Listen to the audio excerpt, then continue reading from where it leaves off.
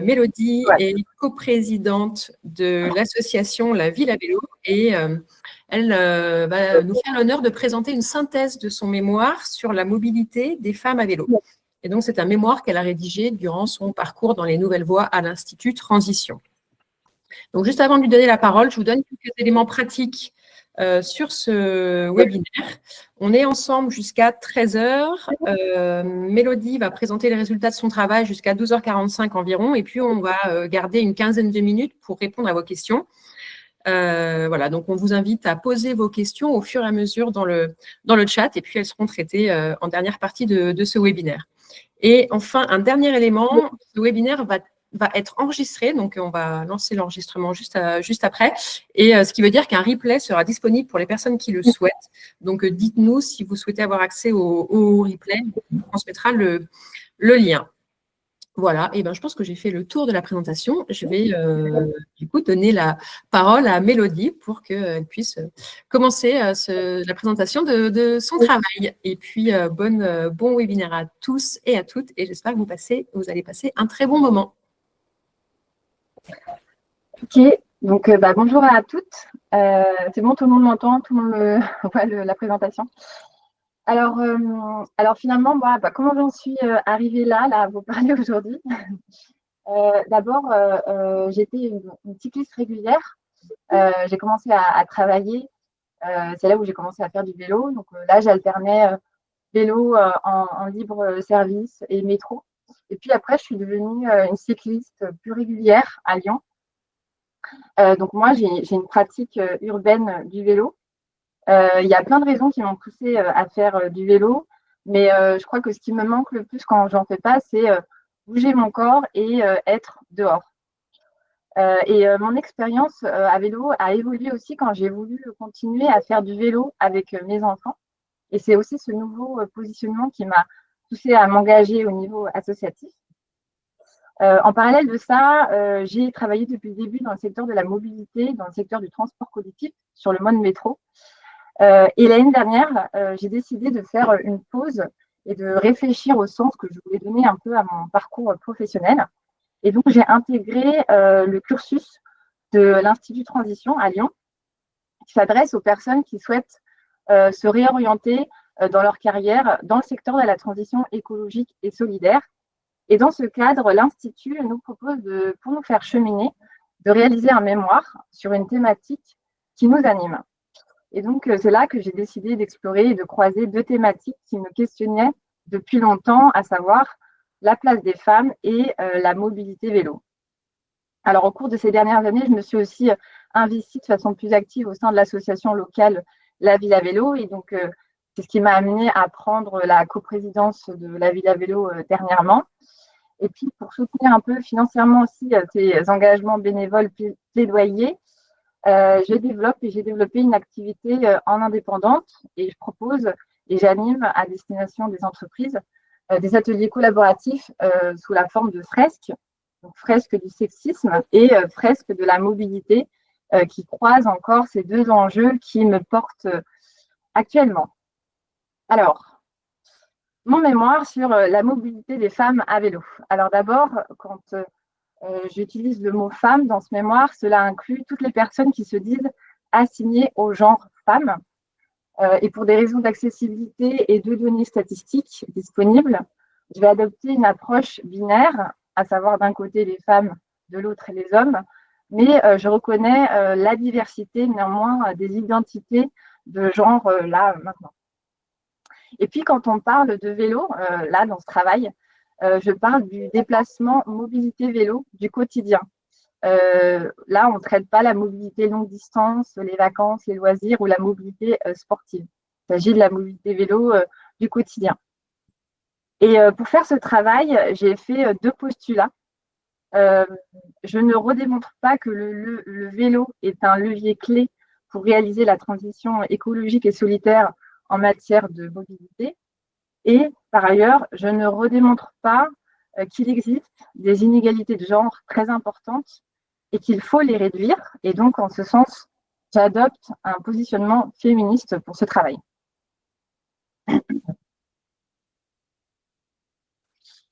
Alors, je me suis posé un certain nombre de questions, des questions initiales d'abord, et ensuite des questions personnelles. Alors, pourquoi en fait moi j'aime autant le vélo et à quels besoins ça répond? Pourquoi mes voisines, mes amis n'en font pas? Et puis des questions plus générales. Pourquoi il y a moins de femmes cyclistes en France? Quels sont les freins des femmes par rapport aux hommes pour se lancer dans une pratique quotidienne du vélo? Et puis sont venues ensuite des questions secondaires. Est-ce qu'il y a d'autres aspects qui différencient la mobilité des femmes à vélo par rapport aux hommes? Et en quoi la mobilité à vélo peut répondre vraiment aux besoins des femmes? Parce que s'il y en a moins, peut-être que ce mode n'est pas adapté. Et enfin, comment développer une mobilité vélo qui soit un vecteur de réduction des inégalités entre les femmes et les hommes? Alors, je vais essayer de répondre à ces questions pendant ce webinaire de façon très synthétique, mais je ne pourrais pas détailler tout ce que j'ai pu détailler dans mon mémoire. Il va y avoir dans le déroulé un premier temps sur l'analyse de la pratique du vélo au niveau individuel et puis un deuxième temps sur l'analyse de l'écosystème vélo et des structures qui influencent ou qui ont des impacts sur sa pratique. Alors d'abord, je me suis intéressée à comprendre comment les femmes se déplacent. Est-ce qu'il y a des caractéristiques spécifiques dans la mobilité des femmes? Eh bien oui, finalement, quels que soient les milieux sociaux, quelles que soient les aires géographiques et également quel que soit l'âge des femmes, on retrouve des caractéristiques spécifiques pour la mobilité des femmes. Et quelles sont-elles? D'abord, ce sont les femmes en des trajets plus courts. Elles vont choisir notamment leur lieu de travail plus proche géographiquement que les hommes, avec un écart d'environ 8 km en moyenne pour des femmes qui vivent en famille et dans une zone dense. Donc un écart quand même important. Elles vont aussi avoir une vitesse qui est plus lente, une vitesse de déplacement plus lente du fait des modes de déplacement choisis, mais également des contraintes liées à ces déplacements, notamment des contraintes d'accompagnement enfants ou personnes plus âgées. Elles vont également avoir une mobilité qui est davantage étalée sur toute la journée, qui est moins concentrée sur les heures de pointe du matin et du soir, du fait notamment d'un temps partiel plus fort chez les femmes, à 30% au niveau national en France, contre 8% d'hommes à temps partiel.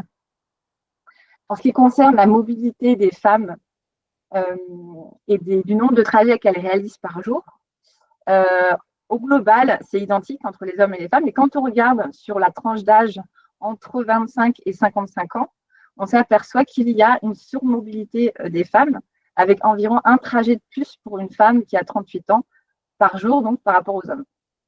Et enfin, dernière caractéristique importante, des itinéraires plus complexes. Parce que les femmes, pour optimiser leur temps, elles vont développer des stratégies de combinaison des activités sur un même déplacement. On appelle ça des trajets chaînés plus que les hommes. C'est concrètement, ça veut dire partir du travail et puis on va s'arrêter à la pharmacie, faire des courses avant de rentrer chez moi ou aller chercher les enfants avant de rentrer chez moi. Et finalement, la chercheuse espagnole Inés Sánchez de Madariaga, elle propose un concept en 2015, celui de la Mobility of Care. Donc en français, on peut la traduire par mobilité domestique. Et donc, c'est la mobilité liée aux soins apportés pour les autres et pour l'entretien du foyer. Et cette mobilité, c'est important de lui donner un nom justement pour la visibiliser. Donc, on s'aperçoit en conclusion que la mobilité est genrée. Elle a des caractéristiques spécifiques en fonction du genre, homme ou femme. Alors, si on regarde les choix modaux, est-ce que les femmes, quel mode de transport choisissent les femmes et les hommes? On observe des différences. Les femmes marchent plus et prennent plus les transports en commun. Par contre, quand on regarde le vélo, on s'aperçoit que c'est la seule mobilité douce qui est plus prisée par les hommes que par les femmes, avec 4% contre seulement 1,5%. Et donc, si on regarde les chiffres de façon un peu plus précise sur plusieurs études, on peut dire que globalement, en fait, il y a à peu près 2 fois moins de femmes cyclistes à vélo. Alors, le pourcentage exact, on a des études qui disent 30% ou entre 30 et 40%. Moi, je vais m'appuyer sur les chiffres de la FUB qui donnent 35% donc, de cyclistes contre 65% de cyclistes hommes. Donc, c'est un écart qui est très marqué par rapport aux autres modes de transport. Et ça, c'est un élément qui est notable. Et quand on regarde les autres caractéristiques de la mobilité des femmes à vélo, on s'aperçoit qu'elles sont assez identiques aux caractéristiques génériques. Les enquêtes nous disent que les femmes à vélo parcourent moins de kilomètres que les hommes, que les femmes à vélo sont plus chargées en des courses, en des équipements de siège enfant, par exemple. Donc, on s'aperçoit que finalement, la mobilité à vélo correspond bien à la mobilité générique des femmes. Pourtant, on pourrait se dire, le vélo, il semble quand même adapté à cette mobilité des femmes parce qu'il a des atouts. Il est adapté pour les trajets courts, pour les itinéraires complexes. C'est un mode qui est très flexible au niveau des horaires. On peut quand même porter des charges. Donc, il y a des atouts qui est adapté à cette mobilité des femmes. Donc, finalement, pourquoi on a cet écart ? Merci Mélodie pour la première partie du coup de ton travail et pour cet état des lieux.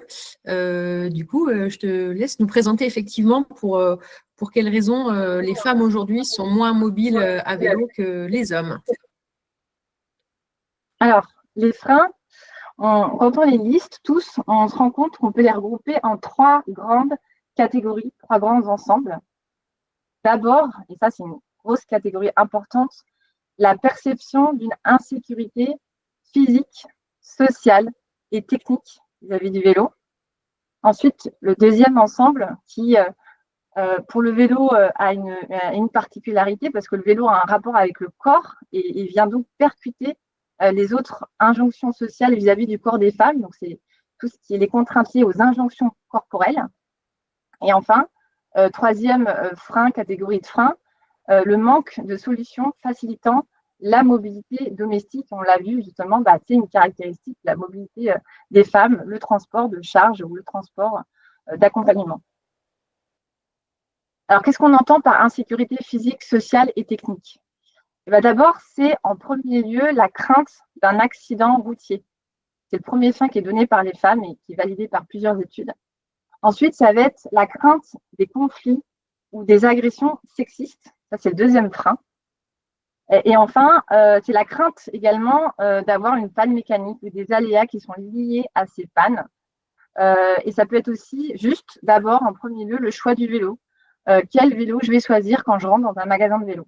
Parce que c'est un monde qui est plus méconnu pour les femmes. Et finalement, le vélo est perçu à travers ces différents freins comme un mode à la fois dangereux et peu accessible. Et pour toutes ces raisons, ça éloigne en fait les femmes de la pratique du vélo. Et en fait, c'est quoi la réalité de l'expérience des femmes? On s'aperçoit que les femmes cyclistes, en fait, ont moins d'accidents par rapport aux hommes, 2 fois moins. Que les femmes cyclistes, finalement, sont moins harcelées par rapport à la marche ou au transport en commun. Et que finalement, le déplacement vélo, même si on a craint des aléas de panne mécanique, en fait, il est extrêmement fiable, pareil par rapport aux autres modes. Donc, ces constats, ils montrent que la pratique du vélo vient fortement nuancer les craintes qu'on peut avoir au niveau initial pour notamment les femmes qui ne font pas de vélo. Et ensuite, ce n'est pas seulement la perception du mode qui évolue quand on pratique du vélo, mais c'est aussi la manière dont on appréhende son déplacement. Notamment, le vélo va amener les femmes à prendre leur place dans l'espace public. En effet, en statistique, les femmes occupent moins l'espace public que les hommes, notamment sur la marche. Mais à vélo, il faut se rendre visible. Et quand on dit qu'il faut se rendre visible, ce n'est pas seulement mettre un gilet fluorescent, mais c'est prendre sa place sur la voirie. C'est par exemple s'écarter des voitures. C'est rouler au milieu de la voie. Et pour finalement assurer leur sécurité, le vélo amène les femmes à prendre leur place dans l'espace public, à prendre leur place sur la voie. Et ce dernier aspect, ça montre un aspect transformateur du vélo pour les femmes qui va faire évoluer leur présence dans l'espace public. Ensuite, deuxième catégorie de freins, les injonctions corporelles qui semblent non compatibles avec le vélo.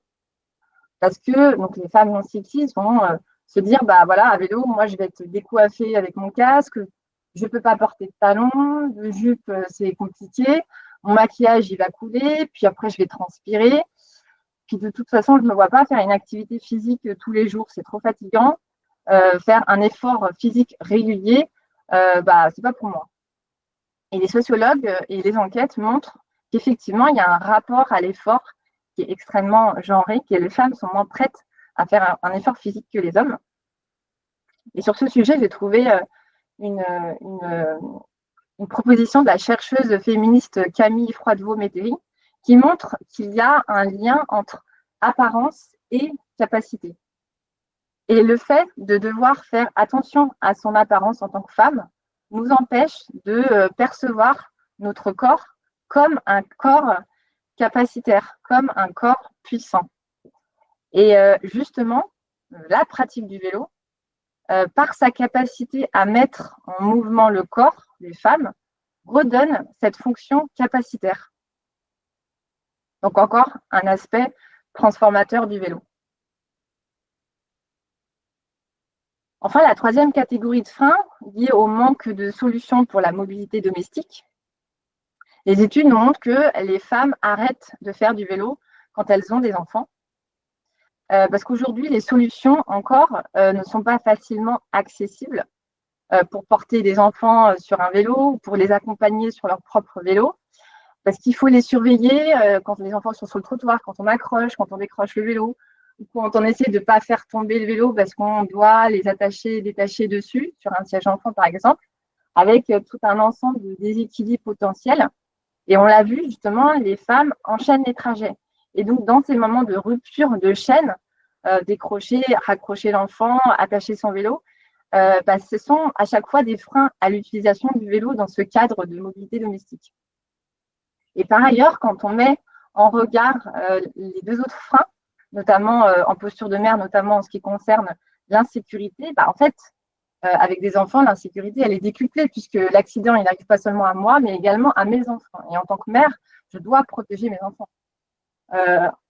En ce qui concerne le corps, on a déjà des injonctions sur notre propre corps, et puis en plus, on a un corps qui est alourdi parce qu'on a des enfants, mais sinon on a des courses, ou sinon on a les affaires des enfants, etc. Et donc, l'effort de déplacement est d'autant plus difficile. Pourtant, quand les conditions sont réunies, quand on a des solutions vélo adaptées, quand l'environnement est sécurisé, le déplacement avec des enfants à vélo peut être vécu très positivement. Parce que le vélo, ce n'est pas seulement un déplacement, mais c'est une expérience dans le déplacement. Alors, on voit, il y a plein de solutions qui émergent à la lecture de ces freins. Et on peut se dire, voilà, on a plein de solutions pour faciliter la mobilité des femmes à vélo. Et d'un autre côté, on se dit aussi, mais en fait, ces freins, ils sont liés aux normes de genre. On le voit, c'est criant. Et finalement, l'écart-genré de pratique du vélo est lié à ça. Et donc, que ces enjeux, ils dépassent celui du vélo. Donc, sur le sujet du genre, j'ai trouvé un outil d'analyse des normes de genre, toujours proposé par la chercheuse Camille Froidevaux-Métairie, qui m'a particulièrement parlé. Elle identifie 3 normes de genre majeures qui structurent la condition féminine. D'abord, l'infériorité sociale. Deuxièmement, la disponibilité sexuelle, donc être perçue comme objet de désir. Et troisièmement, le dévouement maternel. Et ces 3 normes limitent l'indépendance des femmes.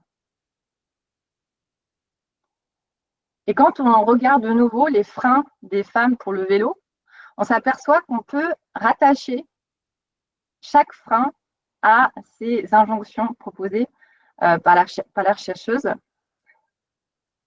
L'infériorité sociale peut se raccrocher à cette insécurité physique, sociale et technique. Que les injonctions corporelles sont liées finalement à cette norme de disponibilité sexuelle. Et enfin, que la prédominance de la mobilité domestique et les contraintes associées sont également liées à cette injonction au dévouement maternel. En fait, on se rend compte que le vélo se situe à la croisée de ces 3 enjeux féministes qui structurent les rôles de genre. Alors, est-ce qu'il faut justement se résigner Non, la réponse est non. Parce qu'on a vu que dans chaque catégorie de frein, la pratique du vélo permettait justement de dépasser ces normes de genre. En fait, le vélo, c'est un révélateur, mais c'est aussi un transformateur des normes de genre, vis-à-vis notamment de l'occupation de l'espace public, vis-à-vis de son rapport au corps, mais aussi vis-à-vis de sa capacité à réparer, à comprendre la mécanique vélo, etc., etc. Et au XIXe siècle, le vélo a été un outil d'émancipation féminine fort. Et en fait, c'est toujours valable aujourd'hui. Parce que le vélo, c'est un outil qui est pratique. C'est un outil du quotidien. Et pour ça, il a un pouvoir transformateur très fort.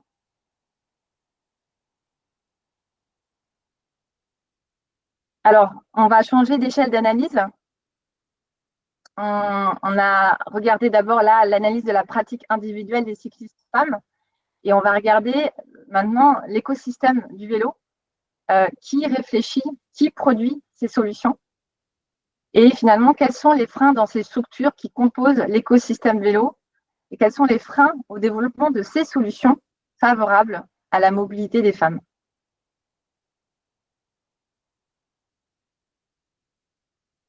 Alors, qu'est-ce que c'est l'écosystème vélo?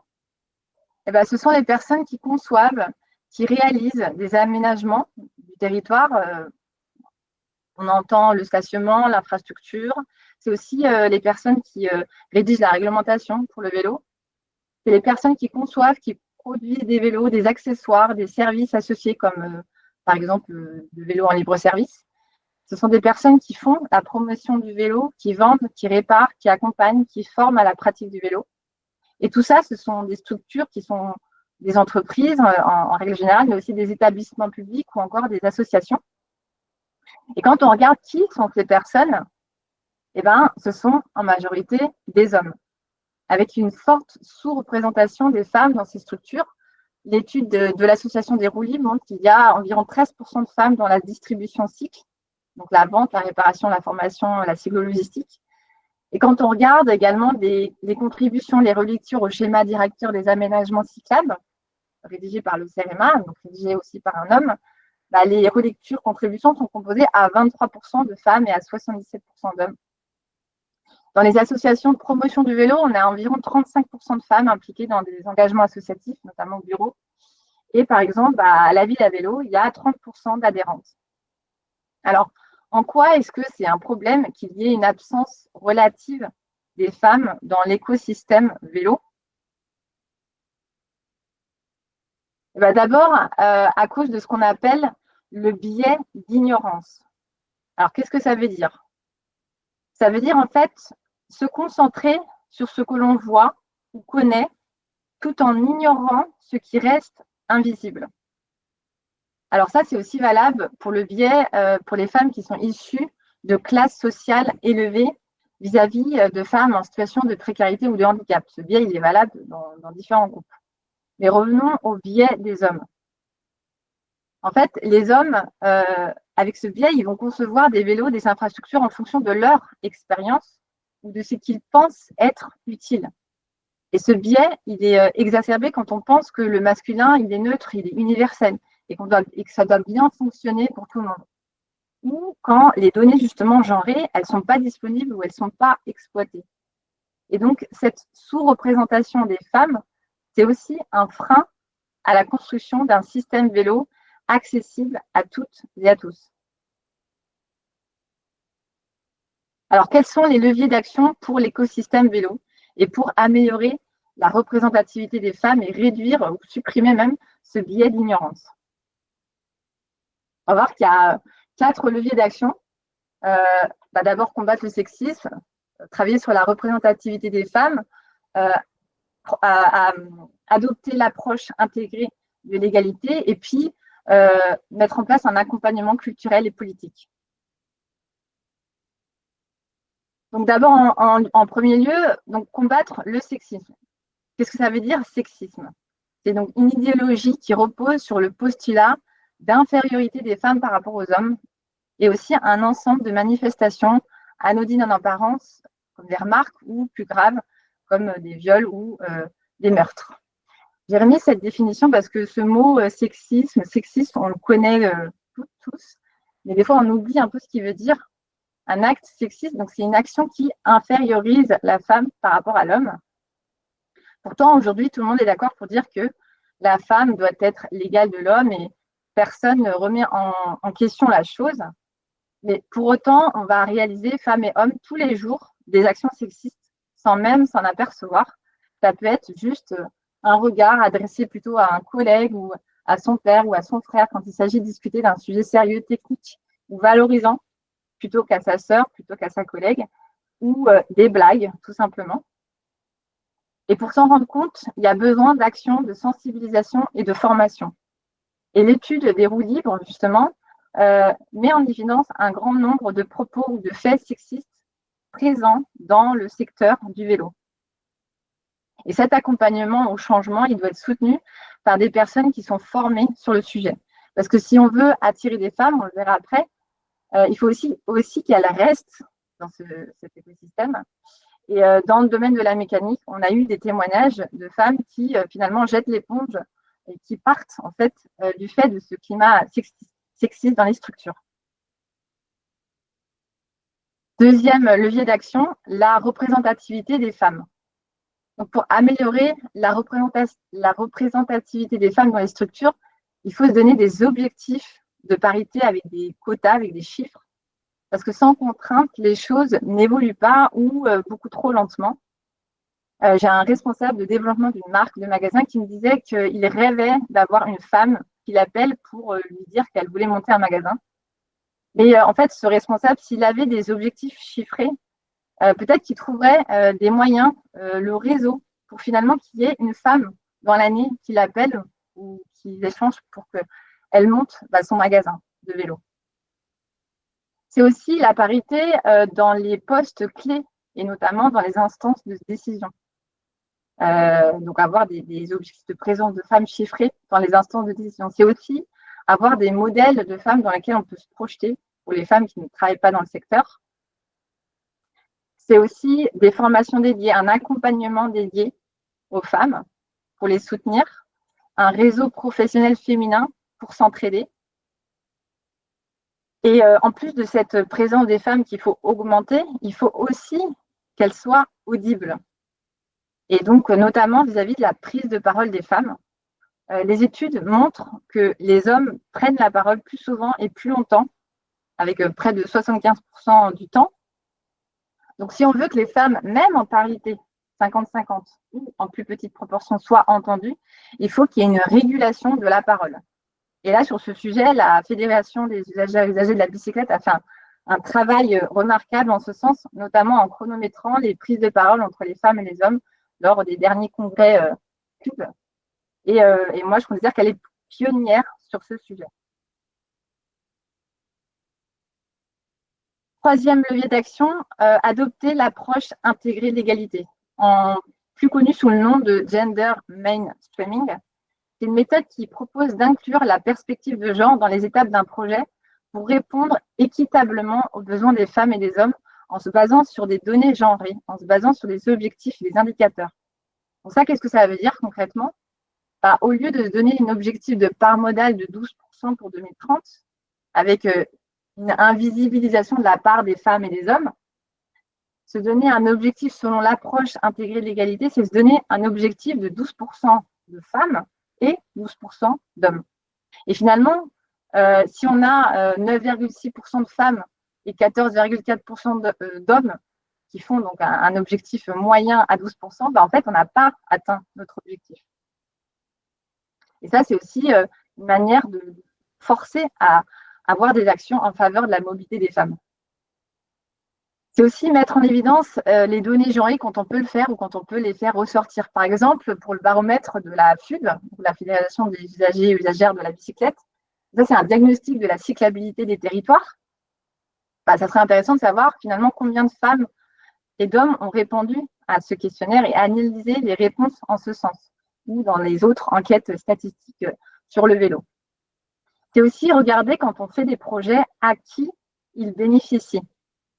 Par exemple, sur des sujets que je connais un peu mieux, les réseaux vélos structurants sécurisés, comme les voies lyonnaises à Lyon. La proposition en soi de réaliser des pistes cyclables continues est très favorable à la pratique des femmes pour rendre des trajets plus longs, sécurisants, confortables. Mais elle favorise aussi plutôt les longs trajets, ce qui est tout à fait pertinent dans un contexte de décarbonation, de désenclavement territorial, et pour que le vélo devienne un vrai concurrent de la voiture. Mais il ne faut pas non plus négliger, oublier la politique cyclable en faveur de l'apaisement des quartiers, réduction de vitesse ou diminution de la circulation voiture, pour que la politique cyclable globale bénéficie autant aux femmes qu'aux hommes. Parce qu'on l'a vu, la mobilité des femmes, c'est une mobilité de proximité, avec des trajets chaînés. Donc, si c'est trop compliqué d'aller faire ses courses à proximité, d'amener ses enfants à l'école avant d'aller au travail, finalement, je ne choisirai pas d'aller au travail à vélo parce que mes trajets, justement, sont chaînés. Et le dernier levier clé qui doit accompagner cette transformation, c'est justement ce qu'on est en train de faire en ce moment pour ce webinaire, l'accompagnement culturel et politique. C'est travailler sur les représentations culturelles des femmes dans le vélo avec des images, notamment de l'association Les Roues Libres. C'est aussi faire du plaidoyer sur le sujet femmes et vélo, comme le fait l'association Femmes à vélo. Voilà, donc c'est tout ça qui aide à améliorer la féminisation et la mise en visibilité des femmes dans l'écosystème du vélo. Donc voilà les trois messages clés que je vous propose de retenir par rapport à toute cette présentation. D'abord, c'est qu'il y a une invisibilisation du genre dans les études de mobilité, et en particulier pour la mobilité vélo, et que la mobilité domestique doit être remise sur le devant de la scène, que la pratique du vélo chez les femmes est réellement un vecteur d'émancipation des normes de genre et qu'il faut encourager sa pratique. Il faut également remettre en cause les inégalités entre les femmes et les hommes au sein des structures de l'univers vélo. Et ça veut dire féminiser, sensibiliser pour que les projets, les actions, les politiques publiques, mais aussi les politiques d'entreprise soient plus favorables à la mobilité des femmes. Parce que si on veut améliorer l'accessibilité de la mobilité vélo à toutes et tous, et c'est indispensable, c'est avec ça qu'on pourra faire en sorte que la mobilité vélo progresse et devienne un vrai levier clé dans le cadre de la transition écologique et solidaire. Voilà, j'ai fini cette présentation synthétique. Donc, merci Mélodie, merci beaucoup pour la restitution de ton travail qui est très riche, très clair, très instructif et voilà, qui nous donne pas mal de clés. Du coup, on va rebondir sur certains témoignages dans le chat, certaines questions. C'est le moment d'être un peu plus interactif. Parmi les témoignages qu'on a reçus dans le chat, il y a Céline notamment qui nous dit « Je sors d'une formation mécanique cycle. Nous étions 2 femmes sur 12.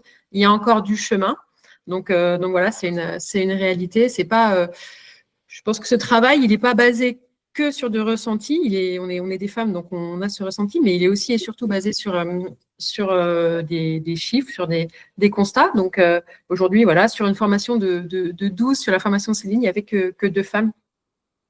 Donc c'est un vrai sujet. Il y a quelques questions. Alors, je vais peut-être te les proposer, Mélodie, dans l'ordre dans lequel on les a reçus. Donc, il y a Samantha qui dit « Bonjour Mélodie, pourrions-nous avoir accès à votre travail de mémoire ?» Donc, est-ce que ton mémoire dans sa globalité va être disponible, est disponible? Alors, donc, ce mémoire, je l'ai écrit dans un cadre de l'Institut. Et donc, je l'ai écrit pas dans un format académique et dans un format qui est diffusable. Alors, je peux le transmettre, je l'ai déjà transmis aux personnes qui me l'ont demandé, mais je travaille justement sur un format qui soit plus accessible et plus communicable. Donc voilà, donc, si vraiment vous êtes très intéressé et que vous êtes prête aussi à lire 130 pages, je peux le transmettre. Mais concrètement, voilà, moi, un de mes objectifs aussi pour les mois à venir, c'est d'arriver justement à rendre, à avoir des formats plus faciles pour communiquer sur le contenu de ce mémoire. Et sur ce sujet aussi, plus de la forme, on a Anne-Sophie Legal qui demande avez-vous un encadrement par un ou une sociologue pour ce mémoire? Comment avez-vous choisi la méthodologie du mémoire? Quels travaux existent sur le sujet? Donc la question est un peu vaste, mais peut-être voilà, pour y répondre dans les grandes lignes. Alors, on a un accompagnement via l'Institut avec deux personnes qui sont déjà qui travaillent un peu sur les sujets, notamment le sujet du genre.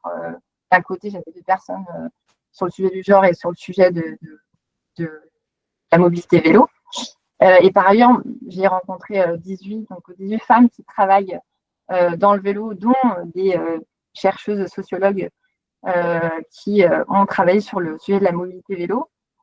Par rapport à la méthodologie, il y a, moi, je suis basée donc sur de la matière disponible, donc des études statistiques, des études sociologiques, mais également sur les entretiens que j'ai eus avec ces 18 femmes et sur mon expérience personnelle.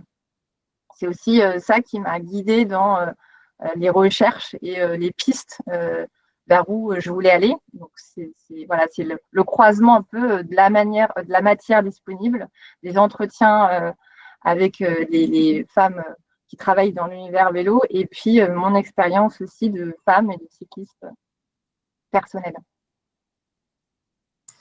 On a d'autres témoignages, remerciements, encouragements, donc voilà, de plusieurs personnes qui te remercient pour ce travail.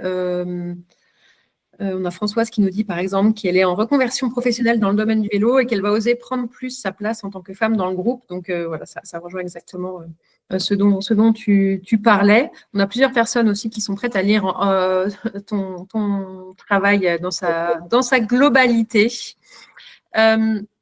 On a une question ensuite qui nous est parvenue qui dit, alors c'était sur la première partie, sur le fait que les femmes pratiquaient moins le vélo que les hommes. La question est la suivante, c'est très contradictoire avec la pratique elle-même. Il y a beaucoup de récits sur le potentiel émancipatoire du vélo, donc entre parenthèses, liberté retrouvée, réancrage dans son corps, augmentation de la confiance en soi. Est-ce que vous avez étudié les freins auprès de femmes non cyclistes ou les deux groupes?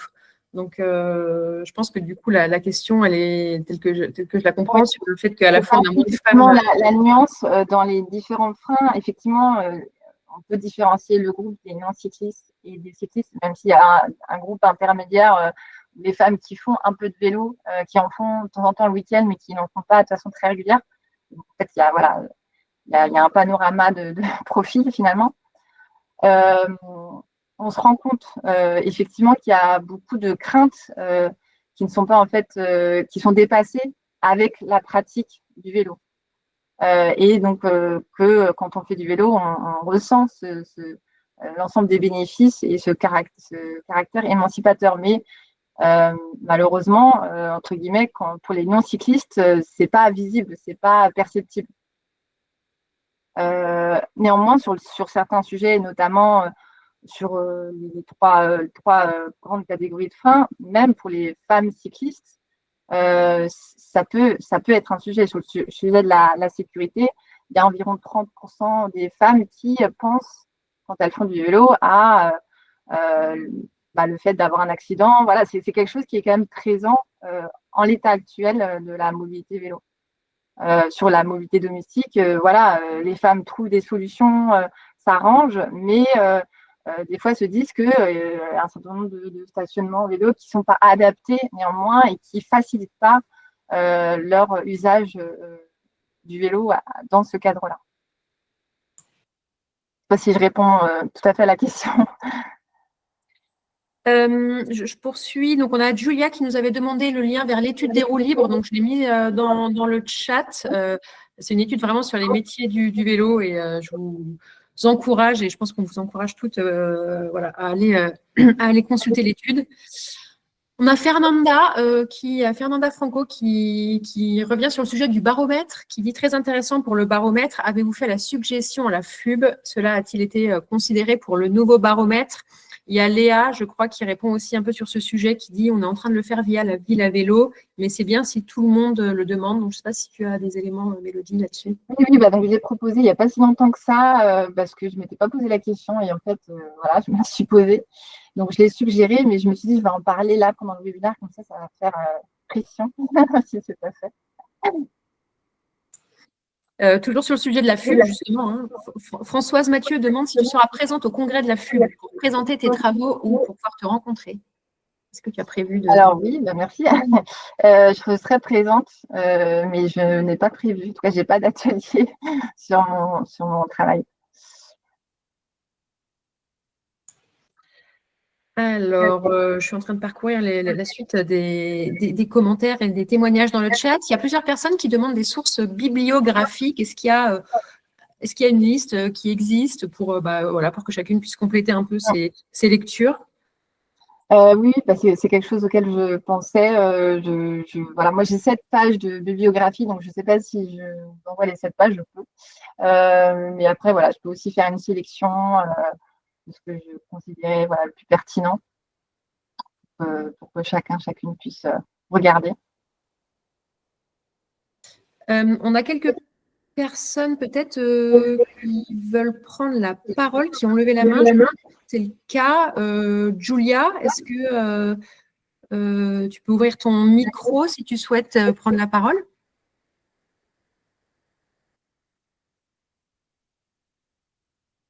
Non. Qui? J'ai vu des mains se lever. Alors, je suis en train d'essayer de les retrouver. Alors, pour les retrouver, il faut aller dans les personnes présentes dans la réunion et tout en haut, il y a les mains levées. Ouais, je suis en train de les voir. Voilà, donc c'est… alors, on a… Être mobile, c'est permis. Allez, être mobile, c'est permis. Je te laisse ouvrir ton micro. Voilà. Vous m'entendez? Oui, c'est parfait. Oui. Bonjour, je suis Delphine Taillac, donc je travaille pour l'association Être Mobile C'est Permis et c'était plus un partage d'informations qui peut vous intéresser. Déjà, merci beaucoup pour cette présentation, c'est vraiment riche d'enseignements, merci beaucoup. Et en fait, moi, je suis coordinatrice d'un programme qui s'appelle Vélo Ego, dont certains d'entre vous ont peut-être entendu parler. Donc, c'est la FUB qui a élaboré ce programme. Qui en fait vise à permettre d'avoir accès à des cours de vélo gratuitement, initiation mécanique et potentiellement don d'un vélo pour des personnes en situation de précarité. Et en fait, c'est un programme qui, je trouve, est parfaitement adapté à toutes les problématiques que vous avez évoquées sur la question de la légitimité que les femmes estiment pour avoir à apprendre, pour faire du vélo. Ça permet d'ancrer les apprentissages si elles ont peur de prendre des cours pour se rassurer. Et donc voilà, c'était un partage d'expérience, c'est un programme qui est national, qui a été lancé il y a quelques semaines et qui, je trouve, répond à certaines problématiques de légitimité, de peur pour faire du vélo. Je peux mettre le lien du programme dans le chat si ça vous intéresse. Oui, tout à fait. Oui, bien sûr. Ouais, avec plaisir. On te laisse mettre le lien. Oui. Je ne sais pas si Mélodie, tu voulais commenter ou si je donne la parole à une autre personne.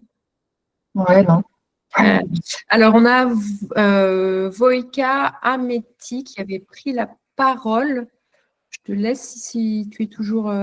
non. Oui, merci. Oui, c'est parfait. Et ben voilà, allez, on t'écoute. Bonjour, Violsa Ameti. Je suis coprésidente du collectif Cyclable qui se situe dans l'Ain et la Savoie et la Suisse. Et c'est le seul collectif d'associations pour la mobilité active qui est transfrontalier. Donc, c'est le premier et l'unique.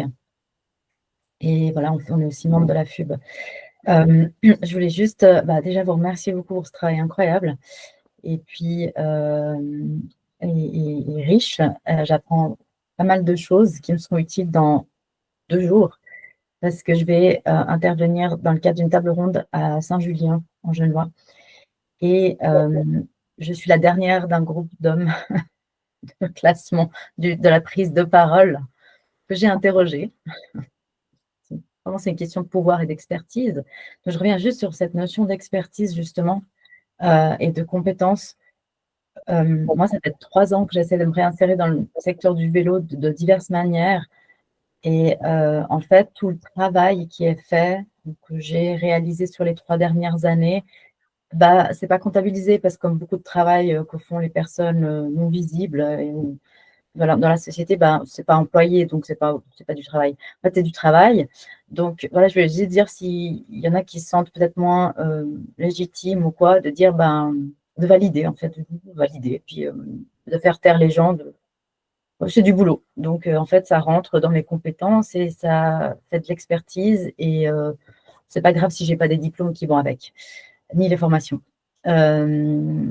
Voilà, ça c'était une première chose, de valider notre expertise. Et puis aussi, l'une des expériences que j'ai en communiquant avec les autorités surtout et les entreprises, c'est vraiment cette perception de l'expertise citoyenne. Et vous avez les experts et les non-experts, alors qu'en fait, l'usager et l'usagère est le premier expert de sa propre mobilité, même piéton, hein.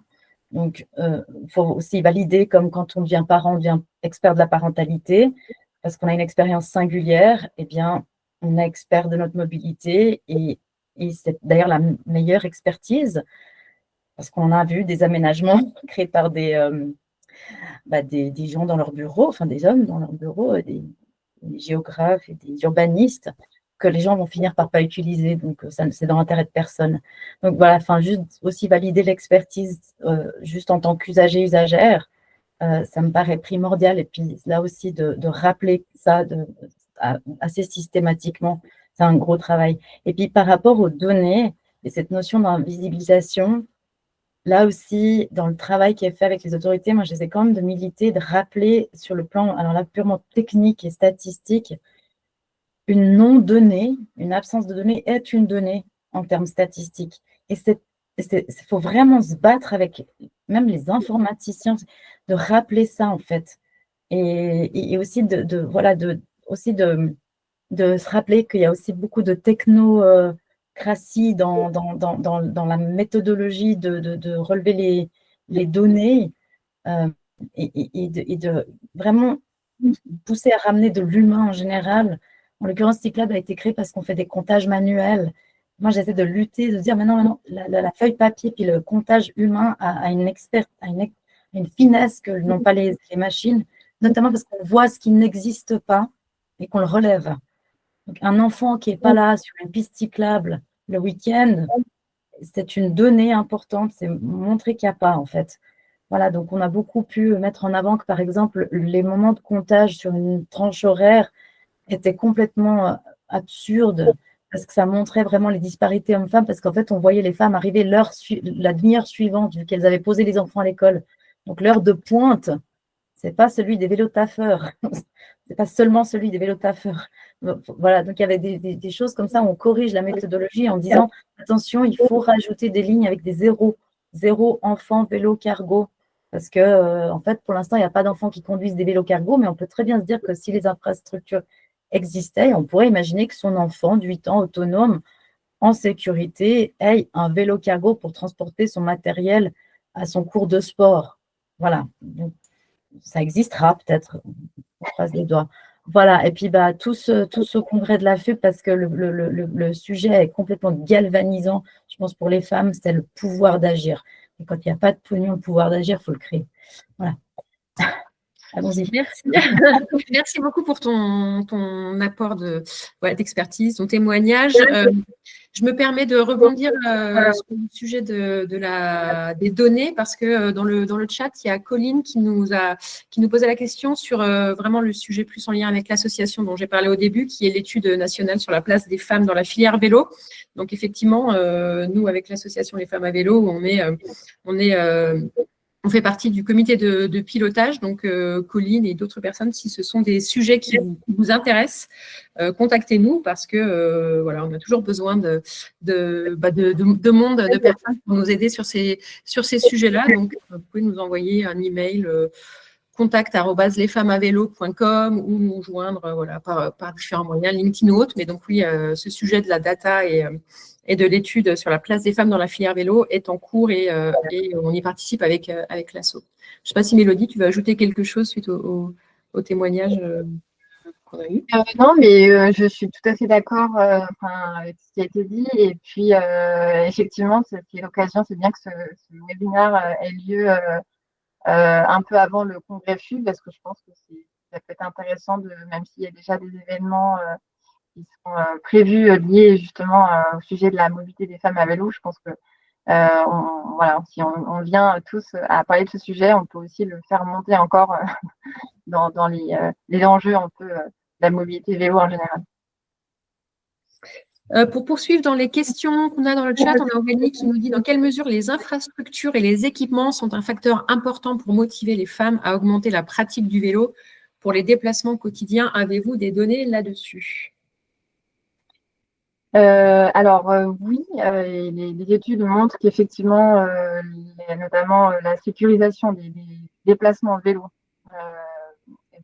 favorise la mobilité des femmes à vélo, et notamment les pistes cyclables en tant que telles, donc des pistes séparées physiquement de la circulation voiture, vont sécuriser et rendre plus accessible pour des personnes qui ne font pas de vélo.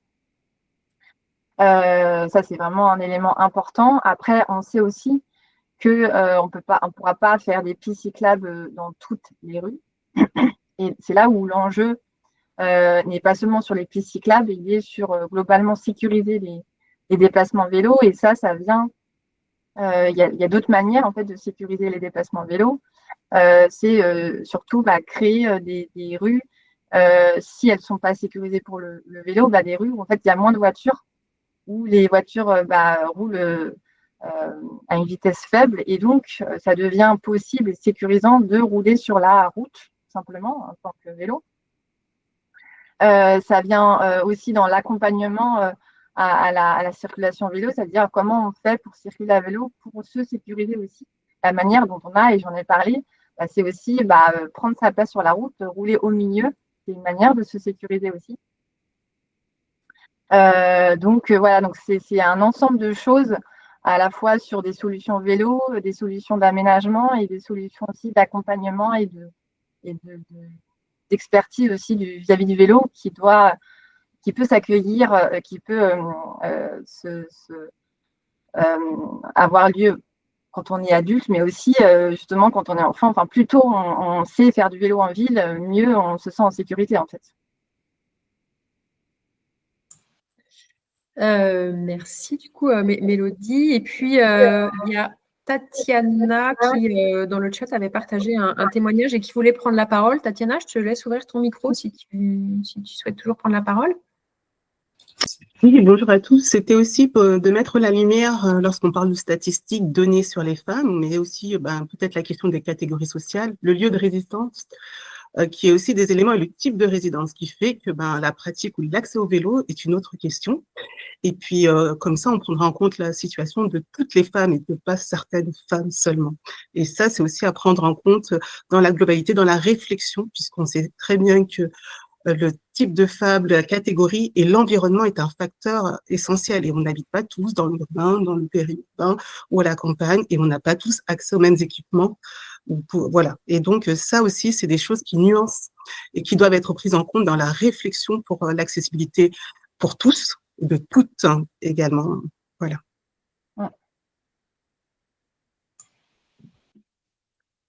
Merci Tatiana.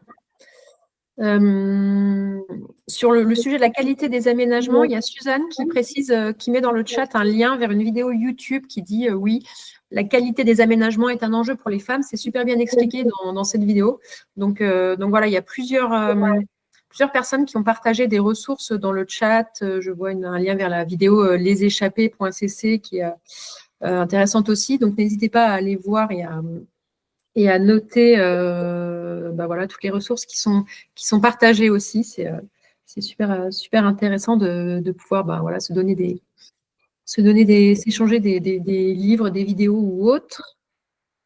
Je suis en train de poursuivre les témoignages, les questions. Un grand merci pour cette présentation de qualité. Je suis membre d'une association vélo à Saint-Étienne et d'un collectif d'usagers du vélo dans ma commune.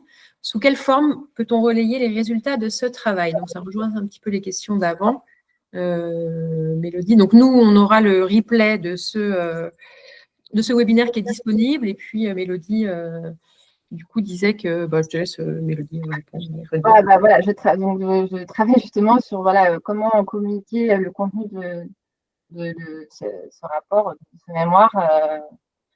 Je suis en train de travailler sur le sujet, donc à la fois sur des communications plutôt très courtes et des communications un petit peu plus longues avec un peu plus de contenu, un peu plus fourni en ressources ou en chiffres.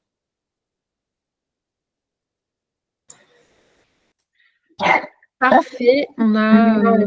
qu'est-ce qu'on a d'autre en témoignage? On a une question d'Anne-Sophie, une idée du délai pour le résultat. Alors, je ne sais pas si c'est en lien avec l'étude dont on parlait. L'étude sur les femmes dans la filière vélo. Alors, c'est une étude qui est c'est un gros projet qui est porté par différentes entités, organismes et la filière vélo. Donc, le comité de pilotage a pris forme au mois de décembre dernier. Le projet est lancé et c'est un projet qui aura lieu sur plusieurs mois et les résultats sont plutôt attendus de mémoire pour le deuxième semestre 2025.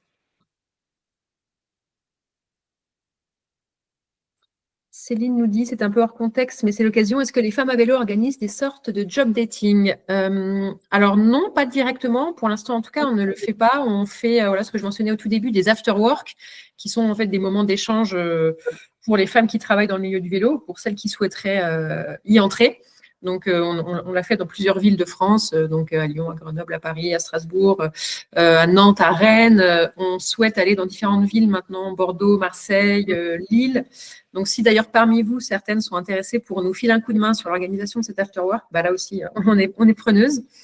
Donc, les job dating, pour l'instant, non, mais ça peut complètement faire partie de notre périmètre et des choses qu'on peut intégrer à nos actions, effectivement. Est-ce qu'il y avait d'autres questions? C'est Françoise qui souhaitait aussi prendre la parole, je crois. Françoise, si tu souhaites ouvrir ton micro. On n'entend pas. Françoise? Ah, ok. Non. Du coup, Françoise a dû partir entre-temps. Et de toute façon, il est 13h, donc je pense qu'on est pas mal sur le timing. Alors là, on a Anne-Sophie juste qui nous dit le résultat, c'était plutôt pour le travail de synthèse de l'étude de Mélodie. Alors, est-ce que tu as une Mélodie? Là, je ne peux pas donner une deadline. J'espère avant l'été, mais voilà. Je vais rester vague.